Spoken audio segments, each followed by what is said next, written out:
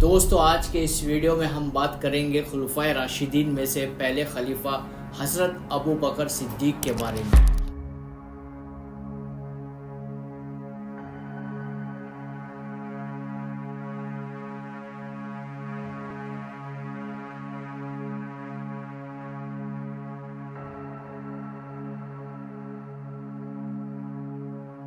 لیکن حضرت عمر کو اس بات کا پتہ ہی نہیں تھا کہ ایک دن اللہ تعالیٰ انہی کے ہاتھوں سے ان علاقوں پہ فتح کروائے گا۔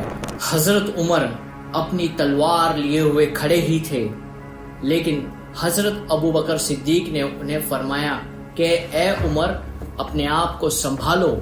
اس کے بعد حضرت ابو بکر صدیق نے قرآن کی وہ آیت فرمائی جس میں اللہ نے فرمایا کہ محمد صلی اللہ علیہ وسلم صرف نبی ہیں اور ان سے پہلے بھی کئی نبی اس دنیا میں گزر چکے ہیں، تو اگرچہ نبی نہیں رہے تو کیا تم اسلام سے پیچھے ہٹ جاؤ گے؟ جیسے ہی ابو بکر صدیق نے یہ آیت لوگوں کے سامنے تلاوت کی تو حضرت عمر جو جسم سے بہت ہی مضبوط تھے وہ فوراً ہی زمین پر گر پڑے، اور صحابہ نے بعد میں کہا کہ یہ ایسا تھا کہ جیسے ہم نے یہ آیت پہلی دفعہ سنی ہو۔ حضرت ابو بکر کے سمجھانے کے بعد صحابہ کو آہستہ آہستہ سمجھ میں آنے لگا کہ واقعی محمد صلی اللہ علیہ وسلم اس دنیا سے پردہ فرما چکے ہیں۔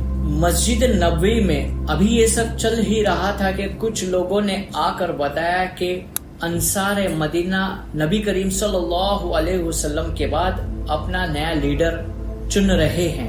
وہاں جا کر پتہ چلا کہ وہ لوگ حضرت سعد ابو عبیدہ کے ہاتھ سے بیعت کرنے والے ہیں۔ دوستو دراصل ایسا اس لیے تھا کہ حضرت سعد ابو عبیدہ مدینہ کے بہت بڑے قبیلے خزرج کے سردار تھے، اس لیے نیچرلی ان لوگوں کو یہ لگتا تھا کہ یہی سب سے بڑے ہیں اور یہی آگے چل کے بادشاہ بننے کے لائق ہیں، اور جو باقی کے لوگ ہیں وہ حضرت سعد ابو عبیدہ کو قبول کریں گے ہی نہیں، بلکہ وہ تو صرف قریش مکہ یعنی مکہ کے اندر بھی جو قریش قبیلہ ہے اس کی ہی لیڈرشپ کو قبول کریں گے، کیونکہ قریش پورے عرب کے سب سے مشہور شہر مکہ کے رہنے والے تھے، اور پورا عرب مکہ کے قریش کی بہت عزت کیا کرتا تھا، کیونکہ مکہ میں بہت ہی مقدس چیز ہے کعبہ، اور پہلے کعبہ کو ڈھانے کے لیے ابراہہ کے ذریعے جو کوشش کی گئی تھی وہ ایک معجزے کے ذریعے سے ناکام کر دی گئی تھی،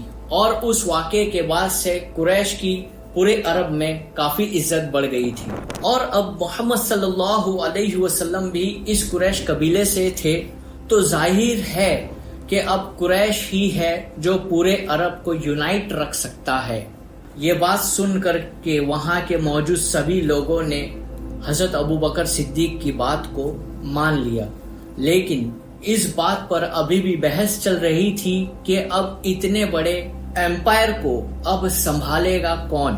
آخر حضرت ابو بکر صدیق نے کہا کہ ہمیں حضرت عمر یا حضرت ابو عبیدہ میں سے کسی ایک کو اپنا خلیفہ چن لینا چاہیے، لیکن حضرت عمر نے حضرت ابو بکر صدیق کے ہاتھ پہ بیعت کر لی اور ان سے کہا کہ آپ سے بہتر اس وقت کوئی نہیں ہے جو اس ذمہ داری کو سنبھال سکے، اور پھر حضرت عمر نے حضرت ابو بکر صدیق کو خلیفہ ڈکلیئر کر دیا۔ جیسے ہی حضرت عمر نے حضرت ابو بکر صدیق کو خلیفہ ڈکلیئر کیا تو وہاں موجود جتنے بھی لوگ تھے سب اس بات پہ راضی ہو گئے اور سبھی نے حضرت ابو بکر صدیق کے ہاتھ پر بیعت کر لی۔ دوستو اسی دوران خبریں آنے لگی کہ کچھ قبیلوں نے زکوٰۃ دینے سے انکار کر دیا ہے۔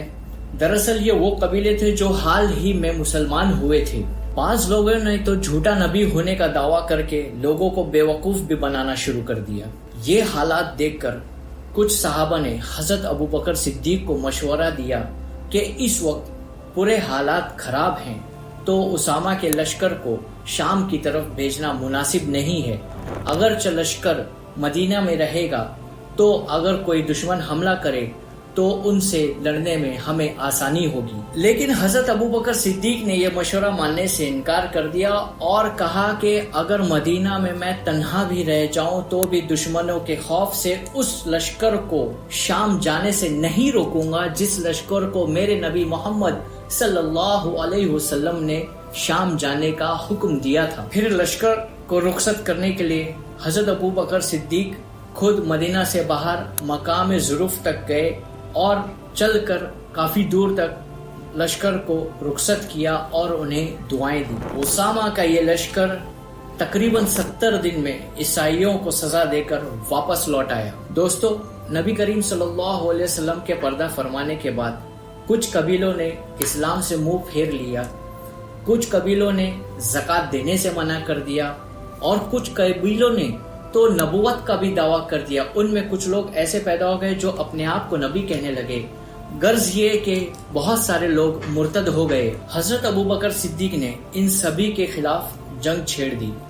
سب سے پہلے حضرت ابو بکر صدیق نے ان لوگوں کو شکست دی جن لوگوں نے زکوٰۃ دینے سے منع کر دیا تھا۔ پھر خالد بن ولید اور دوسرے سپہ سالاروں کے لشکر حضرت ابو بکر صدیق نے جھوٹے نبیوں کی طرف روانہ کیے۔ مسلمہ کذاب جھوٹے نبیوں میں سب سے بڑا مانا جاتا ہے۔ خالد بن ولید نے اسے بھی شکست دی۔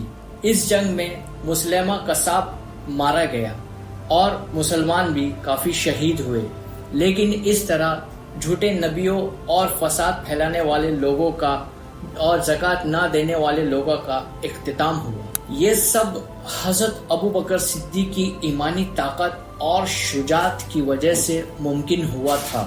دوستو، حضرت ابو بکر صدیق کا ایک خاص اور کارنامہ یہ تھا کہ حضرت ابو بکر صدیق نے قرآن شریف کو ایک جگہ پر جمع کر کے لکھوایا، کیونکہ اس سے پہلے تک قرآن مجید الگ الگ حصوں میں الگ الگ جگہوں پر لکھا ہوا تھا۔ اس کے بعد حضرت ابو بکر صدیق روم اور ایران کی طرف متوجہ ہوئے۔ محمد صلی اللہ علیہ وسلم نے اپنی حیاتی میں آس پاس کے ملکوں کے بادشاہوں کو اسلام کا پیغام بھیجا تھا، لیکن ان بادشاہوں نے ان پیغام کو انکار کر دیا تھا، یہاں تک کہ ان پیغام کو پھاڑ دیا تھا اور بعد میں ان کے نتیجے برے ہوئے تھے۔ حضرت ابو بکر صدیق نے اپنی خلافت کے دور میں حضرت خالد بن ولید کو ایران کی طرف روانہ کیا۔ حضرت خالد بن ولید وہاں گئے اور وہاں ان کی تقریباً 15 بار جنگ ہوئی ہے اور ان 15 جنگوں میں انہیں فتح حاصل ہوئی۔ ان کے بعد حضرت ابو بکر صدیق نے روم کی طرف 4 لشکر روانہ کیے۔ ان لشکروں کے سپہ سالار تھے حضرت ابو عبیدہ بن جراح، حضرت یزید بن ابو سفیان، حضرت چرابیل بن حسنہ اور حضرت عمرو بن عوص۔ ان چاروں ہی لشکر میں تقریباً 27,000 مجاہدین موجود تھے اور یہ چاروں لشکر ملک شام پر الگ الگ راستوں سے حملہ ور ہوئے۔ روم کے لشکر کو یزندین کی اور یرمک کی جنگ میں خالد بن ولید نے بہت بڑی شکست دی۔ ابھی یہ لڑائیاں جاری ہی تھیں کہ حضرت ابو بکر صدیق بیمار ہو گئے اور تیز بخار اور کمزوری کی وجہ سے وہ مسجد میں نہیں آ پا رہے تھے اور نہ ہی نماز پڑھا پا رہے تھے۔ حضرت ابو بکر صدیق نے حضرت عمر کو نماز پڑھانے کا حکم دیا۔ جب حالت زیادہ بگڑی تو نصیحت فرمائی کہ میرے بعد خلیفہ عمر ہی ہوں گے۔ یہ وصیت سن کر بعض صحابہ نے کہا کہ حضرت عمر کے مزاج میں سختی ہے۔ اس پر حضرت ابو بکر صدیق نے جواب دیا کہ جب حضرت عمر پر خلافت کا بوجھ پڑے گا تو سختی جاتی رہے گی۔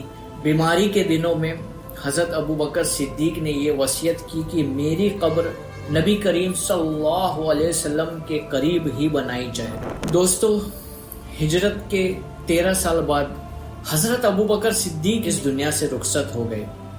حضرت ابو بکر صدیق جس وقت دنیا سے رخصت ہوئے ان کی عمر 63 سال کی تھی اور انہوں نے تقریباً 2 سال تک خلافت کی تھی۔ حضرت ابو بکر صدیق نے صرف ان 2 سالوں میں پورے عرب کی بغاوتوں کو ختم کیا اور صرف ان 2 ہی سالوں میں حضرت ابو بکر صدیق نے قرآن کو ایک بک کی شکل میں تبدیل کیا اور ایک ہی وقت میں اس وقت کی 2 پاورفل سلطنت روم اور پرشین امپائر پر حملہ کر کے اس کے بہت سارے حصوں پر فتح حاصل کر لی۔